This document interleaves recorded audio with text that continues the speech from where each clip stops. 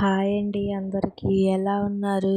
Super టేస్టీగా సింపుల్గా సేమియా సగ్గుబియ్యం బెల్లంతో ఎలా చేయాలో చూద్దామా? టేస్ట్ సూపర్గా ఉంటుంది. ట్రై చేయండి. ఎలా చేయాలో చూసేద్దాం.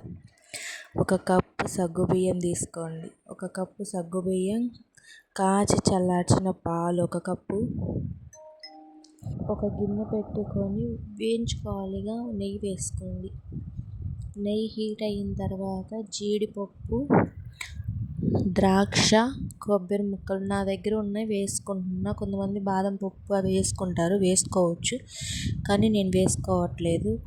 ఇవి బాగా ఫ్రై చేసుకోవాలి. ఫ్రై చేసుకున్న మన ఛానల్ని సబ్స్క్రైబ్ చేయండి ఫ్రెండ్స్. మీ సపోర్ట్ నాకు కూడా ఇవ్వండి ప్లీజ్.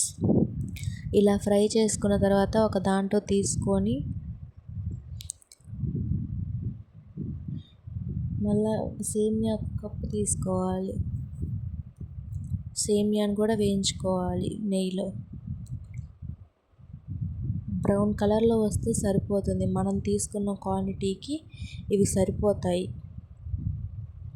బ్రౌన్ కలర్ వచ్చాక తీసి పక్కన పెట్టుకొని మరలా ఇంకొక కడాయి పెట్టుకోవాలి.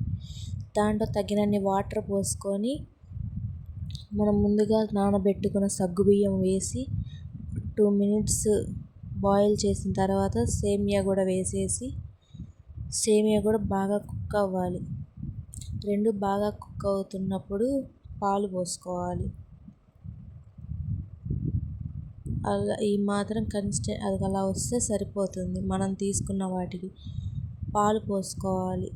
పాలు పోసుకున్న తర్వాత 2 minutes 2 సార్లు పొంగు వస్తుంది. అలా పొంగు వచ్చిన తర్వాత మనం ముందుగా చేసుకున్న జీడిపప్పు, ద్రాక్ష, కొబ్బరి ముక్కలు, యాలక్కాయలు, ఫ్లేవర్ కోసం యాలక్కాయలు కూడా వేసుకోండి. అలా 2 సార్లు పొంగు వచ్చిన తర్వాత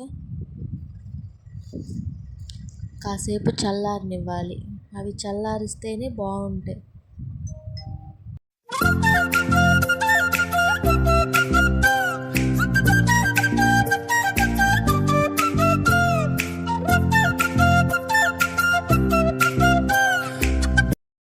కాసేపు పక్కన పెట్టుకొని మనం బెల్లం వేసుకోవాలి. తీపికి సరిపడ బెల్లం. కొంతమంది పంచదార వేసుకుంటారు, షుగర్. కొంతమంది బెల్లంతోనే హెల్దీ. బెల్లం వేసుకొని కలదిప్పుకొని ఒక 5 minutes బాగా మిక్స్ చేయాలి. బాగా కలదిప్పుకున్న తర్వాత బాగా మిక్స్ చేయండి. మిక్స్ చేసిన తర్వాత 2 minutes అలా పక్కన పెడితే మన వేడి టేస్టీ సేమియా పాయసం రెడీ అవుతుంది ఫ్రెండ్స్.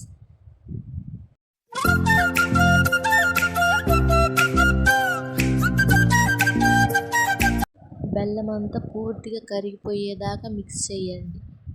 బాగా మిక్స్ చేసిన తర్వాత వేడి టేస్టీగా మన సేమియా పాయసం రెడీ అవుతుంది బెల్లంతో. Okay friends, bye. సబ్స్క్రైబ్ చేసుకోవచ్చు కదా.